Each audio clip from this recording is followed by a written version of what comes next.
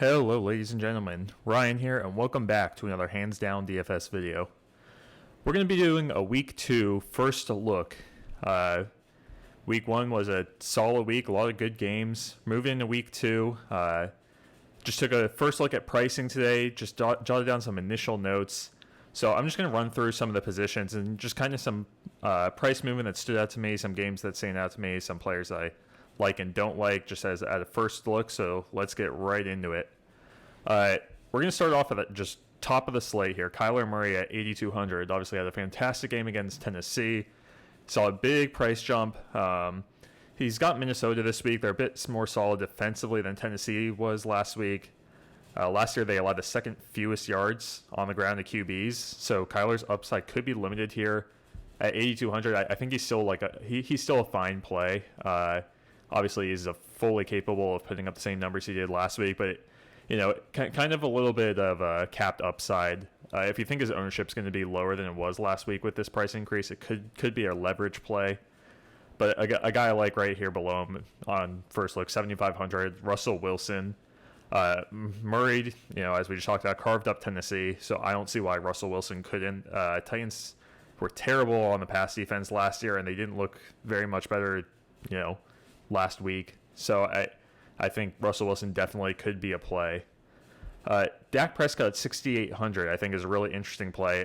He obviously coming off that terrible injury he had last season, looked really good against the Bucs on the Thursday night game week 1. I love this price for him as the fifth highest priced guy in the slate. The Cowboys and Chargers game is tied for the highest over under on the slate. And obviously Dak has plenty of weapons he can go to, so I think upon first look, this pricing is really solid.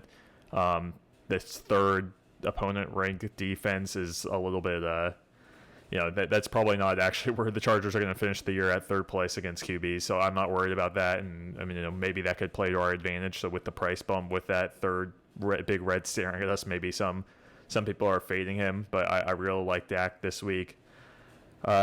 Stafford at 6,400 is an interesting play. It's somewhere where I'll kind of play it by ear. If ownership's going to be low on him, it's a spot I'll probably want to attack. Obviously, he has plenty of weapons with Cooper Kupp and Robert Woods and Higbee. I think that team is loaded and they could go far this year.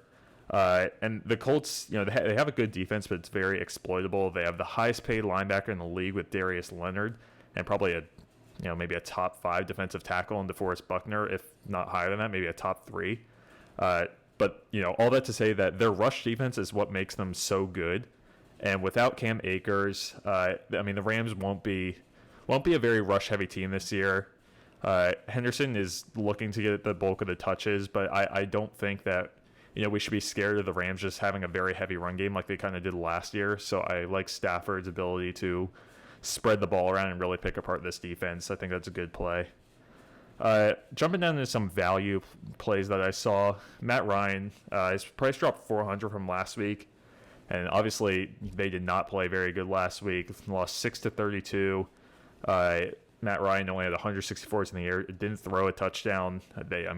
Falcons didn't even score a touchdown, but this is normally an explosive offense. Obviously, they lost Julio Jones, but still with Calvin Ridley and adding Kyle Pitts, Russell Gage, also another explosive guy. I think this is still should be a very explosive offense. And I think if you think Matt Ryan can have a comeback game and can kind of play throwing the ball 50 times like he has in the past few years in his career, this is a very cheap price against Tampa Bay, who we saw.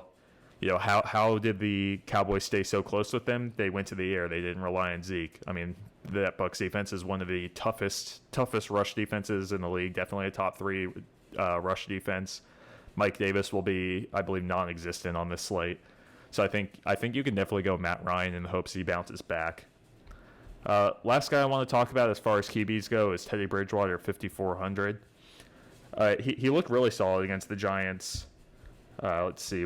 So 78% completion percentage is really good. Threw a couple of touchdowns. And, now they're up against the Jags, who just got beat by Houston of all teams, who I can't even fathom how that happened. Houston, I didn't even think would be even competitive this year. And I really like Teddy Bridgewater because at 5,400, you have so many cheap stack options with him. Sutton at 5.2K, Tim Patrick at 4.6K, Noah Fant 4.2K. Ton of guys you can stack and make a really cheap stack there. Obviously, the Broncos aren't going to be a high-scoring team this year, but if he does manage to throw 3 touchdowns or pass or a couple, run one in, I mean, you're not going to find very much better value at 5.4K with the ownership he'll probably bring, which is going to be low. So I think Teddy Bridgewater is a decent play this year, this week rather. Over to running backs, I want to bring up Derrick Henry because, I mean, I don't know what happened to the Titans. Last year they were a very high-scoring team, and that just didn't happen week 1. And the Cardinals don't have a very great defense, so I'm not really sure what happened there. But Derrick Henry came down $500, and he still got 17 carries and 4 targets, as you can see here. Obviously, those didn't result in much, only 10.7 points, but it's a very decent workload for a team that was down the entire game. Obviously, Derrick Henry is just a volume monster. I don't think we should be scared to play him after 1 week. And if you watch Scotty's video he did earlier this week, looking at potential stacks and just looking at the games and where we can find some value, you'll see that the projected forecast right now is kind of gross weather out in Seattle, as Seattle tends to be. I think if it does rain like it's projecting to right now, the running game of both teams, I think you can exploit. So with that, Chris Carson down here, 6,100, very cheap, and you know what you're getting with him. He's a very safe running back. He's a very volume-based running back. Got 16 carries, 91 yards, 13.7 points. Week in, week out, he's going to be playable at that price. He's not going to be relying on touchdowns to hit value. And then if he does have a touchdown, you turn this 13.7 into 20. That's a great play at 6,000, 6,100. And he's just throughout his career just been a solid running back. He's averaging 4.6 yards per carry on his career, and that Seattle team doesn't really have a running back too that I fear is going to take volume away from Carson. So I think he's a really safe play at maybe if you want to play him in cash. But like I just mentioned, if he does get in the end zone, he becomes great value, and I think he could be a good GPP play against Tennessee. Joe Mixon had a great week last week. He had an $800 price increase up to $7,000, and I still think this is too cheap. And I think Joe Mixon is just grossly undervalued as a player in general. I mean, people write him off because of his injuries or because he's on the Bengals, but obviously he can't seem to stay healthy for an entire season. But in the last 3 seasons, he's averaging 93 all-purpose yards per game, something like 73 on the ground, 20 in the air. As you can see, he kind of hit that last week, 23 yards in the air, and then had a really great run game on 29 carries. I think you can definitely play Joe Mixon again, especially against Chicago, who, Cincinnati should get up pretty good in that game. Chicago, I guess they didn't play terrible last week, but I think that's a team that will definitely be targeting this season. Ezekiel Elliott was another guy I had written down here at 6,200. I just think he's just way too cheap for the talent that he brings. People are going to be scared of him because of how he played against the Bucs. 11 carries, 33 yards. Obviously, that's not what you want from a guy that was $6,700. But I mean, the Cowboys knew going into the game, how do you attack the Bucs? It's not going to be on the ground. They have the best rush defense in the league. And then, early in the game, they had an injury in their secondary. I think it was Sean Murphy-Bunting who went down with an injury, and that just made their corners and safeties even more exploitable. So, Dak was going to the air the whole game. I don't think that's the case this week. I think it's going to be more spread out, a more balanced rush and pass game for Dallas this week. So I think Ezekiel Elliott is a guy I'm going to be kind of sneakily. I mean, I don't even know if it's sneaky because he's such a good player, but I'm going to have sneaky high ownership on. And then the last guy I wanted to mention just for value, he was a great play last week if you were able to find him and somehow you were able to predict that Mostert gets injured like he does every year. I don't know how you can predict that, even though it happens every week. But 5,000, he came up $1,000. But he's going to be the number one running back on this team, and he looked really good. Averaged 5.5 yards a carry last game, got into the end zone. And, Trey Sermon was a healthy scratch, which was interesting. I'm sure he'll suit up this week with, the lack of depth they have now. but I'm not too scared of that. I think Eli Mitchell is the running back one, and even at 5,000, I mean, even if he gets, doesn't get these 19 carries for 104 yards, even if that's only 13, 14, 15, I still think he's going to be great value at $5,000. Over to the wide receivers. First thing I noted was the two Minnesota guys, Justin Jefferson and Adam Thielen.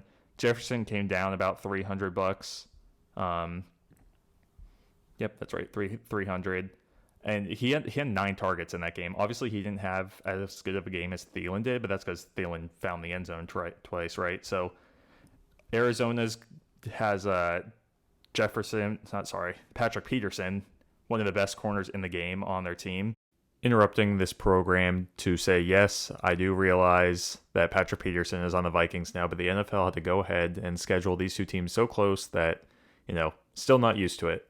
But regardless, I think both Jefferson and Thielen will be good plays. So kind of whichever these two is not going to be shadowed by Patrick Peterson, I think that's who we want to target. I think this will be, like we kind of projected the Tennessee game to be, I think this game should be another kind of shootout game. So I like both Jefferson and Thielen, whichever one isn't going to be covered by Patrick Peterson. Then I'm going to kind of jump down, skip the rest of these high-priced guys. Obviously you're going to have Hopkins there every week. You can easily stack him with Kyler Murray. The Seattle guys, Lockett and DK Metcalf, both very playable. Scotty mentioned, but Lockett found the end zone a couple times. Don't know if we're going to rely on that every week. So this might be a little bit too high a price, but DK Metcalf is good value. But A.J. Brown here at 6,900, and then his counterpart Julio Jones here at 6,300. Tennessee stunk it up week 1. We've already hit that several times, but coming off a big game, not coming off a big game, but just both of these guys, I think if you think they're going to bounce back, I think those are great value plays. Allen Robinson, 6,200. I don't know what happened. I don't know why he's priced this low. I mean, he was obviously there at 6,100 week 1, but I don't care who Chicago's quarterback is really. Like, yes, Andy Dalton is bad, but 11 targets, and he's going to be getting at least, I would think at least double-digit targets every game. So I don't know why he's only 6,000. He's a really talented guy. He's going up against Cincinnati, who just let Thielen score twice, let him have a big game. So I don't really care that Andy Dalton's his quarterback. I think this is a game where Chicago can put points on the board. So I really like Allen Robinson in that spot. One guy that Scotty and I were both very high on last week, if you watched our full week 1 slate breakdown, you saw we both loved Corey Davis. He's come up a couple $100, $400 up to 5,300. He found the end zone twice, which kind of artificially inflates this number. Obviously he earned those touchdowns, but it's not something we can rely on every week.